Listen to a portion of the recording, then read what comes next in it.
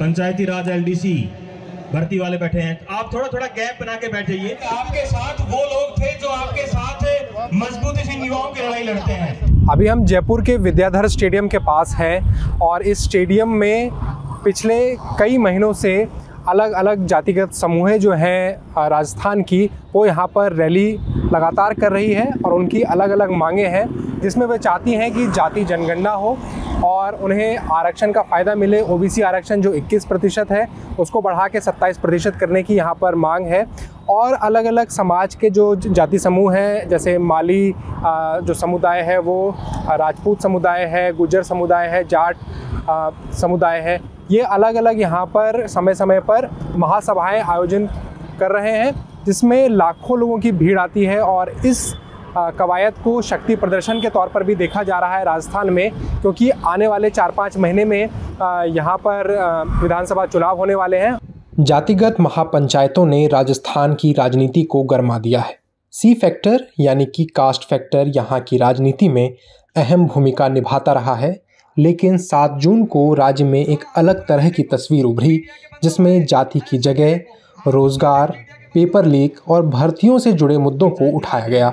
और यह तस्वीर जयपुर में हुई युवा बेरोजगार महासम्मेलन से उभरी है। और टेंट वालों से निवेदन है कि कूलर जल्दी चालू करवा दें। अभी हम जयपुर में मौजूद हैं और यहाँ पर युवा बेरोजगार सम्मेलन आयोजित किया जा रहा है, जिसमें राजस्थान के युवाओं की तरफ से यहाँ के जो युवा बेरोजगार महासम्मेलन के जो अध्यक्ष हैं उपेंद्र यादव, उनकी मांग है कि यहाँ पर पेपर लीक का मसला हो, यहाँ पर वैकेंसियाँ जो है वो जो नहीं निकल रही हैं, उन सभी को लेकर यहाँ पर रैली का आयोजन किया गया है, जिसमें यहाँ के राजस्थान के अलग अलग जिलों के तमाम युवा यहाँ पर आए हैं। और यहाँ पर कांग्रेस और बीजेपी के नेताओं को भी बुलाया गया है, उनके सामने मांगें रखी जाएंगी, ताकि चुनाव से पहले ये अहम मौका है जब यहाँ के युवा, राजस्थान के युवा अपनी मांगों को लेकर इतनी मुखरता से अपनी बात रख रहे हैं।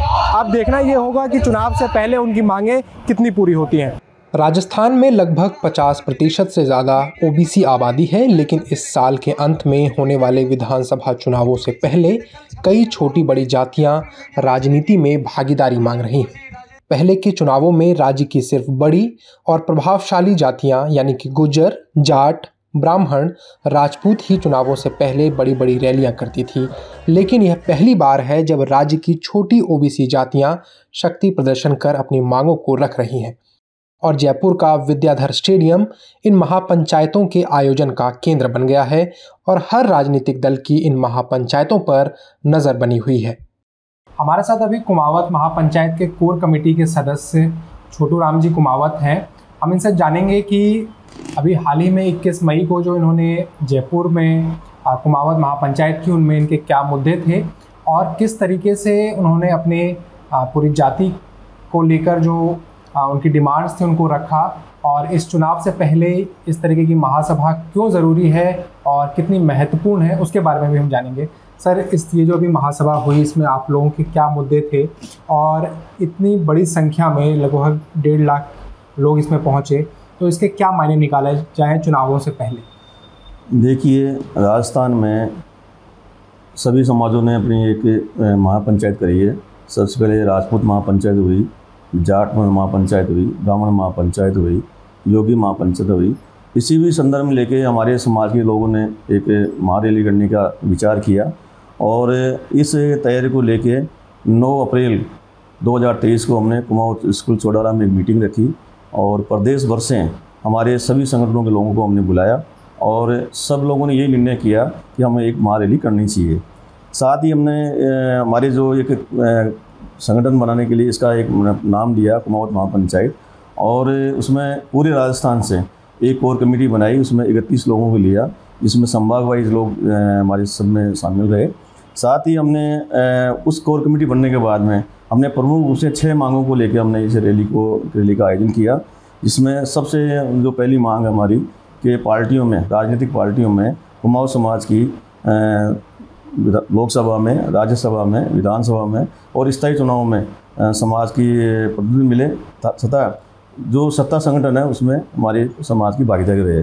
दूसरी जो हमारी मांग रही कि जो हमारा कुमाऊं समाज है वो कारीगर से जुड़ा हुआ है, वास्तुकला से जुड़ा हुआ है, इसके लिए हमने सरकारों से ये मांग करी कि हमारे इस समाज के लिए एक बोर्ड का गठन हो, जिससे हमारी जो कार्यकरी है पुरानी शैली बची रहे और हम इसमें इस कुमाऊं समाज का उसमें समाज के लोगों का योगदान सहयोग करती रहे।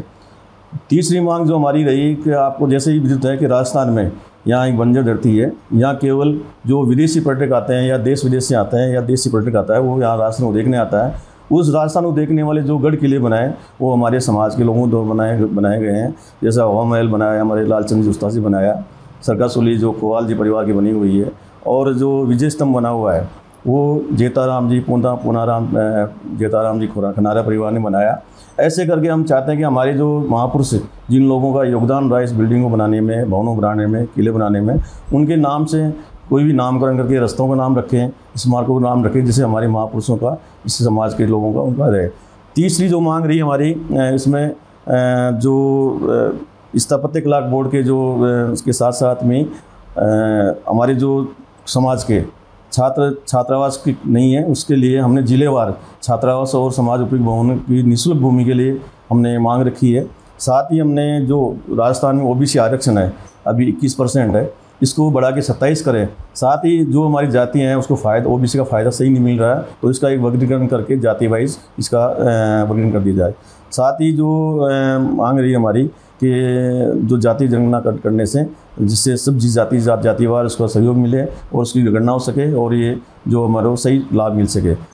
राजनीतिक विश्लेषकों का मानना है कि राजस्थान की राजनीति में जातिगत समीकरण काफ़ी महत्वपूर्ण है। हालांकि सीएम अशोक गहलोत कहते रहे हैं कि वे माली समुदाय से होकर भी तीसरी बार राज्य के सीएम बने हैं, फिर भी चुनावी नतीजे जातिगत समीकरणों की तस्दीक करती हैं और अब हर ओबीसी जाति राज्य में जाति जनगणना की मांग कर रही है। लेकिन यहाँ यह जानना ज़रूरी है कि बिहार ने जाति जनगणना कराने की कोशिश की, लेकिन पटना हाईकोर्ट ने इस पर अभी रोक लगा दी है। कांग्रेस ने प्रस्ताव पास किया रायपुर के अंदर अधिवेशन के अंदर कि जातिगत जनगणना होनी चाहिए, ये प्रस्ताव पास किया।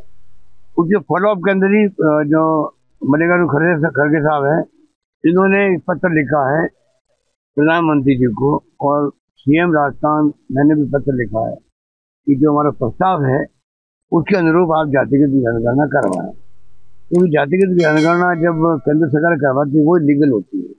अभी सुप्रीम कोर्ट ने रोक लगा दी बिहार पर, तो वो बात ध्यान रखते हुए हमने कहा कि एक बार जातिगत जनगणना हो जाए, और जो अभी माहौल बना हुआ है 10% जब ईडब्ल्यूएस को मिल गया आरक्षण, उसके बाद 50% जो सीमा थी वो तो खत्म हो गई। अब जो बाकी जातियां जो है, एक जानकारी मैं और देना चाहूँगा जो मतलब लोगों को जनरली पता नहीं रहता है। मुझे ऐसा याद है कि मैंने जब पहली बार मुख्यमंत्री बना 98 के अंदर, जब ओबीसी का आरक्षण 21% पुस्तक में डाला गया, नंबर 1, 8% 16% किया गया था एससी का, और 6 से 12 किया था ट्राइब का। हमारे वक्त में ये बढ़ोतरी हुई है, अब आगे भी होगी तो हमारे वक्त में होगी। हम चाहेंगे पूरा ध्यान रख के गुणा भाग करके हार्ड बने किसी की नहीं हो, सब लोग मिलकर के फैसले करें जिससे कि सब लोगों को न्याय मिल सके, न्याय सुनिश्चित हो।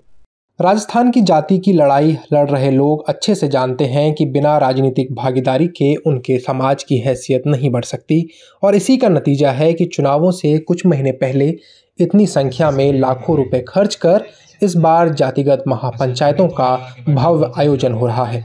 भीड़ जुटाने की इस शैली को राजनीतिक विश्लेषक ओम सैनी चौटाला मॉडल बताते हैं। वे बताते हैं कि हरियाणा में खाप पंचायतों के जरिए ओम प्रकाश चौटाला लोगों की भीड़ जुटाते थे।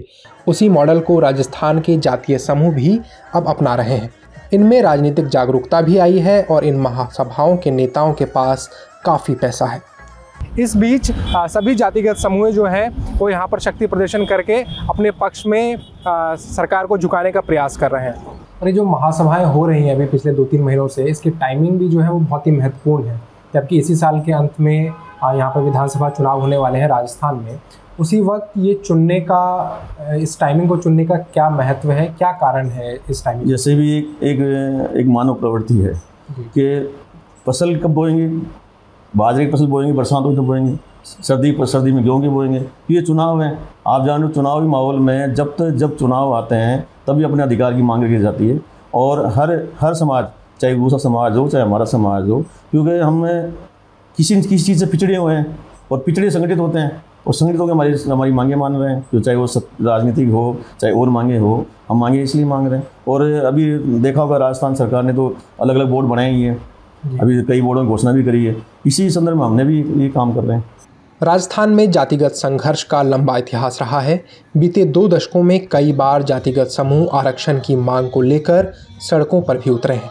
हाल ही में भरतपुर में माली समुदाय ने 12% आरक्षण के लिए 12 दिनों तक नेशनल हाईवे जाम कर रखा था। जातिगत समूहों को साधने के लिए अशोक गहलोत सरकार जातिगत कल्याण बोर्ड्स का गठन कर रही है, लेकिन ओबीसी जातियों का वर्गीकरण एक बड़ा मुद्दा अभी भी बना हुआ है। बीते 1 साल में अशोक गहलोत ने जातिगत समूहों को साधने के लिए 8 से ज़्यादा कल्याण बोर्ड्स का गठन किया है। यहाँ की जो मजबूत जातियाँ हैं, जाट है और गुज्जर है, और अब अति पिछड़ी जातियाँ जो है यहाँ की वो संगठित हो रही हैं, तो अब मजबूत जातियों से इनका किस तरीके का संघर्ष पैदा होने की संभावना? देखिए बताऊँ आपको कि जब ओबीसी आरक्षण राजस्थान में लागू हुआ, कुछ वर्षों बाद में ही सरकारों ने अपने फ़ायदे के लिए संपन्न जातियों को, जाट बिश्नोई जातियों को इसमें शामिल कर दिया गया। और हमने राजस्थान हाई कोर्ट में 1999 से लेकर 2013 तक केस लड़ा, क्योंकि हमें इसको सफलता नहीं मिली, क्योंकि जो जातियाँ सक्षम जातियाँ हैं और उनके सक्षम नेता हैं वो इसका वर्गीकरण नहीं होने देते हैं। इसी वजह से आज जो छोटी छोटी जातियाँ हैं, बहुत पिछड़ी जातियाँ हैं, उनको न तो राजस्व संघ से मिला हुआ है न उनको नौकरियाँ मिली है, क्योंकि वो जातियाँ संपन्न जातियाँ इसका वर्गीकरण नहीं करने देती है, सबसे ज़्यादा विरोधी वही करती है। और ऐसे ही जैसे आज कोई भी है, आज गुजर जाति अपने आप में बोल्डनेस होने से अपने हक को लेकर 5% ले गई। जब आप समझिए कि 100 पोस्ट निकलेगी, उसमें 5% 5 तो गुजर जाति के लगेंगे। अब ऐसे ही हमारी यदि ओबीसी आरक्षण का वर्गीकरण हो जाता है तो जो दस्तकारी जातियाँ हैं, जो छोटी जातियाँ हैं, दर्जी है, अपने सोनी है, अपने भाट हैं, इस जातियाँ जो आप चारण है, कुमावत है, कुमार हैं, माली है, साक्य हैं, कुशवा हैं, इन जातियों को प्रतिनिधित्व इसलिए नहीं मिल रहा। तो सक्षम जातियाँ अपना इसका कोटा खा जाती है। तो हमारी ये महत्वपूर्ण मांग है और अभी सभी समाज मांग कर रहे हैं, चाहे वो माली समाज हो, चाहे वो नाथ समाज हो, कई समाज जो अपनी इसीलिए मांग कर रहे हैं कि जात उसको हक मिले अपना। और सक्षम जातियाँ वो सक्षम होती है तो वो उनको देती क्लियर देती नहीं है। और क्या आपको लगता है कि इस तरीके की जो महासभाएं हो रही हैं उनसे जो आपके मुद्दे हैं, जो मांगे हैं आपके समुदाय के लिए, वो दबाव डाल पाएगी सरकार पर कि वो आपकी मांगों को पूरा करे? देखिए, मैंने आपको पहले भी जिक्र किया कि राजस्थान में कुमाऊँ समाज कम से कम 40 सीट पे हम 10,000 से ऊपर हैं, 30 सीट पे हम 20,000 से ऊपर हैं, 10 सीट पे 30,000 से ऊपर हैं। और ऐसी कोई विधानसभा नहीं जो हमारा समाज नहीं बसता हो। यदि हमारी मांगें नहीं पूरी होगी तो हम पूरे जोर से जो हमारी मांगों का समर्थन करेंगे उसका हम समर्थन करेंगे, जो हमारी मांगों को डिनाई करेंगे या हमारे को महत्व नहीं देंगे उनका विरोध करेंगे। तो अभी जो महासभाएं हो रही हैं पूरे राजस्थान में, उसमें सबसे प्रमुख मुद्दों में से ये है कि जाति जनगणना हो और ओबीसी का कैटेगराइजेशन हो, जिसको लेकर केंद्र सरकार ने एक रोहिणी कमीशन बनाई थी, लेकिन 10 बार से ज़्यादा उसके टाइमिंग को बढ़ाया गया, कार्यकाल को बढ़ाया गया, लेकिन अभी तक ओबीसी का वर्गीकरण नहीं हो पाया। अब देखना ये होगा कि चुनाव से पहले क्या अशोक गहलोत इन सभी जातिगत समूहों की मांगों को पूरा करते हैं या नहीं करते हैं। राजस्थान की राजनीति को गहराई से समझने वाले राजनीतिक विश्लेषक ओम सैनी बताते हैं कि राजस्थान में सामाजिक समीकरणों के बगैर राजनीति संभव नहीं है। टिकट देते वक्त देखा जाता है कि उम्मीदवार का जाति में कितना असर है। सैनी ने कहा कि राजनीतिक दलों के पहले ट्रेड यूनियंस, किसान यूनियन, युवा, महिलाओं के मजबूत संगठन हुआ करते थे, जिसमें इन वर्गों की समस्याओं को उठाया जाता था। लेकिन समय के साथ राज्य में ये व्यवस्था खत्म होती चली गई और ये समूह अपने हितों के लिए अलग अलग रास्ते तलाशने लगे। हमने महासंगम किया 4 जून को। राजस्थान माली सैनी, कुशवा, मोहरी जी, जितनी भी हमारी शाखाएँ थी सब मिलकर एक महासंगम रखा हमने। महासंगम रखने का ये था हमारा दायित्व कि हमारी 12% आरक्षण में मांग थी। दूसरी मांग ये थी कि महात्मा फुले बोर्ड बनाया गया, उसका अब तक चेयरमैन नहीं बनाया, इसलिए हमारे समाज को उस बोर्ड से हमारा कोई फ़ायदा नहीं हुआ। तीसरी बात कि सावित्रीबाई भारत की सबसे प्रथम महिला थी जिसने शिक्षा के ऊपर जोर दिया। आज जो भी महिला शिक्षा में आज मुख्यमंत्री बनी हो, चाहे प्रधानमंत्री बनी हो इंदिरा जी, चाहे आज राष्ट्रपति बनी हो, तो ये सब सावित्री बाई की देन है। और एजुकेशन की वजह से सब आज वहाँ तक पहुँच पाए सब लोग। उनको भारत रत्न मांगे हमारी, कि भारत रत्न दिया जाए सावित्री बाई को। महात्मा फूले की जैसे पहले हमारी लोकसभा के अंदर मूर्ति लगी हुई थी, उसी ढंग से नई लोकसभा में मूर्ति स्थापना होनी चाहिए उनकी। और राजनीतिक के अंदर हमारी जितनी हमारी हिस्सेदारी है, हम 20 टिकट मांग रहे हैं कांग्रेस से, 20 बीजेपी से, तो हमारी वो कहते हैं आपके इतने अधिकारी नहीं बनता है तो हमारी जाति जनसंख्या गणना करा लीजिए, जितना हमारे वोटर है उस हिसाब से हमें दे दीजिए, जितनी जाति उतना उसके टिकट। और आरक्षण में भी हम बच्चों को फ़ायदा नहीं मिल रहा हमारे, इसलिए मांग कर रहे हैं कि एजुकेशन में भी हम पिछड़ रहे हैं। हमारी आर्थिक स्थिति बिल्कुल कमज़ोर है। गाँव में जाके देखिए उनकी कितनी हालत है, ज़मीनें नहीं है हमारे लोगों के पास। आप इधर 200 करौली इधर चले जाइए, किसी के पास 2 बीघा ज़मीन है, किसी के पास 3 बीघा ज़मीन है। उनके कपड़े भी पहनान देखोगे तो आप खुद कहोगे इनको आरक्षण मिलना चाहिए। इनकी आर्थिक स्थिति बिल्कुल कमज़ोर है, तो इसलिए आरक्षण की मांग तो भाई इसलिए। और राजनीतिक चेतना इसलिए कि आजकल जो हमारे बच्चे एजुकेशन में चले पढ़ लिख के आ गए, वो राजनीति में दोनों पार्टियों के साथ काम कर रहे हैं। उनको वहाँ तक ही सीमित रखते हैं, ब्लॉक अध्यक्ष बना देते हैं या वार्ड अध्यक्ष बना दिया या कोई पार्षद तक सीमित कर देते हैं, और उनको कहते हैं दरिया बिछाओ, आपका तो काम समाज का यही है। तो हम ये चाहते हैं कि हमारा आने वाली विधानसभा में 23 में हमको जहाँ हमारे 40,000 से 45-50,000 वोट है, वहाँ हमारे को टिकट मांग कर रहे हैं। और जगह से मांग नहीं कर रहे हम, जहाँ से हमारे को 40 से 50 के अंदर एक टिकट दोनों पार्टियों, एक यहाँ से दे दो, एक वहाँ से दे दो। जहाँ हमारे 75,000 वोट है कई जगह, तो जैसे बांदीकुई में 75,000 सैनिकों का वोट। और राजस्थान की 200 सीटें ऐसी नहीं है जिसके अंदर जहाँ 10,000 से 5,000 वोटर नहीं हो मालियों का। हर विधानसभा में, कोई सी विधानसभा में चल जाइए आप राजस्थान की, और जाते तो फिर भी कोई विधानसभा में है नहीं, पर माली जाती हर विधानसभा में बसती है। इन महापंचायतों में कांग्रेस और भाजपा दोनों पार्टियों के नेताओं को बुलाया जाता है, जो कि एक स्वस्थ लोकतंत्र की भी पहचान है। जातीय नेता उग्र ढंग से महापंचायतों में भाषण देते हैं और जातिगत अस्मिता को जगाने की कोशिश करते हैं। इन महापंचायतों में Lok Sabha speaker Om Birla, CM Ashok Gehlot, rail मंत्री अश्विनी वैष्णव, केंद्र मंत्री से लेकर सांसद और विधायक तक शामिल होते रहे हैं। साथियों, जो आज आपने लाखों की संख्या में विद्याधर नगर स्टेडियम में हमारे एक छोटे से निवेदन पर, बिना किसी आपको निवेदन दिए, एक व्हाट्सएप फेसबुक के माध्यम से आज लाखों की संख्या में आप लोग आए हैं। मैं इस राजस्थान की युवा तरुणाई को मैं आश्वस्त करना चाहता हूं, हम सर कलम करवा देंगे, लेकिन कुमार प्रजापति समाज के स्वाभिमान के साथ कभी समझौता नहीं होने देंगे। दूसरा मैं बताना चाहता हूं, राजस्थान की सरकार, हमने गहलोत साहब से इस कार्यक्रम में आने के लिए समय मांगा था, गहलोत साहब ने हमें समय नहीं दिया। आने वाले वक्त पर इस चीज का हम बदला लेंगे। तो जो महासभाएं अभी हो रही है वो इस वक्त क्यों हो रही है? अभी चुनाव से पहले के समय को क्यों चुना गया? नहीं, पहले से भी होती थी महासभाएं की है, जैसे राजपूत महासभा ने कई बार की है, जाट महासभा ने कई बार की है। जैसे फिर अब इस साल के अंदर सभी जातियाँ अपना अपना शक्ति प्रदर्शन किया है। कुमाऊं समाज ने किया है, यादवों ने किया है, राजपूतों ने किया है, शर्मा ने किया है, अभी कुमाऊं जाट सभी समाज कर रहे हैं, ब्राह्मण समाज ने किया है, वैश्य समाज ने किया है। हम तो माली 4 तारीख को सबके पीछे किया, हमने तो सबकी देखे थे, हमने भाई अपन भी करो, हमारे पे दबाव था हमारे समाज का कि आप क्यों नहीं कर रहे हो, जब सब समाज कर रहे हैं तो फिर सब समाजों की दबाव, हमारे सब जाति का दबाव, तो हमने भी 4 जून को किया। और 4 जून को कम से कम हमारी जनसंख्या 3-4 लाख की थी, अब कितना हुआ कितना नहीं हुआ तो आदमी आपके सामने देख सकते बीडी चैनल के माध्यम से कितने रोड जाम थे। 10 किलोमीटर पहले ट्रैफिक रोक दिया गया था, पैदल जाना पड़ा लोगों को। और खाने की व्यवस्था सब हमारी बहुत और समाज से बेस्ट रही है, पब्लिक भी ज़्यादा रही है हमारी। तो इन महासभाओं से ये दबाव बन रहा है, इससे क्या राजनीति में फर्क पड़ेगा? जरूर पड़ता है, क्यों नहीं पड़ेगा? किस तरीके से फर्क पड़ सकता है? पर जहाँ हमारे जहाँ वोटर ज़्यादा होंगे तो अपना देना पड़ेगा इनको टिकट, दोनों पार्टियों को देना पड़ेगा। और नहीं देंगे तो हम छीनना जानते टिकट, कब तक चुप बैठ रहेंगे हम लोग। राज्य की छोटी ओबीसी जातियां जहां अपना राजनीतिक प्रतिनिधित्व और ओबीसी आरक्षण बढ़ाने की मांग उठा रही हैं, वहीं सवर्ण जातियां ईडब्ल्यूएस आरक्षण को 10 से बढ़ाकर 14% कराने की मांग कर रही है। हालांकि भाजपा ओबीसी जातियों को साधने में लगी है। इसके लिए भाजपा ने पिछले साल सितंबर में सीएम अशोक गहलोत के होम टाउन जोधपुर में ओबीसी मोर्चा की एक बैठक की, जिसमें केंद्रीय गृह मंत्री अमित शाह ने अध्यक्षीय भाषण दिया था। पीएम नरेंद्र मोदी भी पिछले 8 महीनों में 5 बार चुनावी राज्य राजस्थान का दौरा कर चुके हैं। 19 मार्च को जयपुर में एक ब्राह्मण महापंचायत हुई।